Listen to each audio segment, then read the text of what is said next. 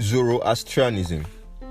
To me, it sounded like a long-ass English word relating to something astronomical. But who would have thought that it's an ancient religion that is dated back 3,500 years ago? It is said to be older than Christianity and Islam and still has about 200,000 followers in this present time. Quite interesting. What up, my people? Namaste. Welcome to episode 25 of History's Most Influential Humans podcast with Damilare Mapa. It's been a while actually, but it's because I haven't been free enough to gather facts about these historically influential humans. But no matter how long, the goal of impact will always be solid. So, who founded this interesting religion that's said to have been one of the most influential religions in history? Well, I'm sure it's obvious already. Yes, his name is Zoroaster. So, the religion was named after the founder. Although Zoroaster is the Greek translation of the Iranian name Zarathustra. Interestingly, there is much more information and knowledge about the religion Zoroastrianism than the founder Zoroaster. Just little concrete information is known about him, especially his childhood years and before he founded the religion Zoroastrianism. Well, it is known that Zoroaster was from Iran. He came from a household known as the Spitamans. His father's name was Parusaspa and his mother's Dogdoa. It is said that he also had 4 brothers, 2 older and 2 younger ones. As young as age 7, he began training to become a priest and was already a priest in his hometown before the age of 20 when he left his parents and began his divine journey. At age 30, he revealed that he received divine revelation from God, who in their religion is referred to as Ahura Mazda, translating wise Lord. He received this revelation during a festival on a riverbank where he said he saw a shining figure who described itself as Vomana, meaning good purpose in English, and was taught about Ahura Mazda, who was described as the one and only God, thus the religion being monotheistic.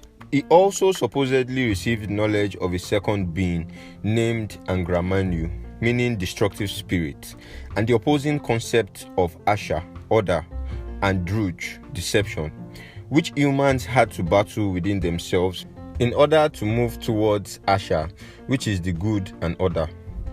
After receiving these revelations, he decided to spend his lifetime preaching to people to seek Asha, and his teachings and divine knowledge were documented in an holy book called Avesta.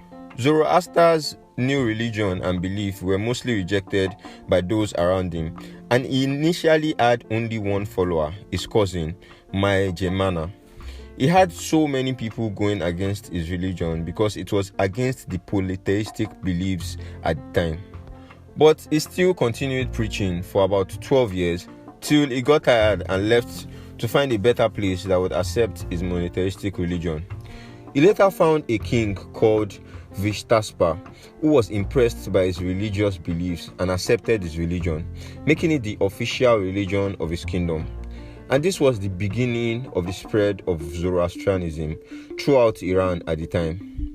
Zoroaster lived for many years after King Vishtaspa's conversion and established a faithful religious community. He is said to have preached about individual judgment, heaven and hell, the resurrection of the body after death, the final judgment, and everlasting life for the reunited soul and body, amongst other things, which is similar to the Abrahamic religions. But it is said that the context of these original teachings were lost. Zoroaster is said to have married 3 times. His first 2 wives gave birth to 3 sons and 3 daughters, and his 3rd wife didn't give birth to any children at all. The religion of Zoroastrianism has so many concepts, which has evolved as time passed by. But it is amazing how it has survived for about 3,500 years after being suppressed so many times by different empires that conquered Iran. Though it is predicted that the religion would subsequently become extinct in some centuries to come, mainly because of the fact that the religion doesn't accept converts and also doesn't accept interfaith marriages. Well, whatever it may be, the fact that a religion of 3,500 years old started with a man who lived for only 77 years is what's interesting about today's episode. If only we could go back in time to see how it all began. Oh well.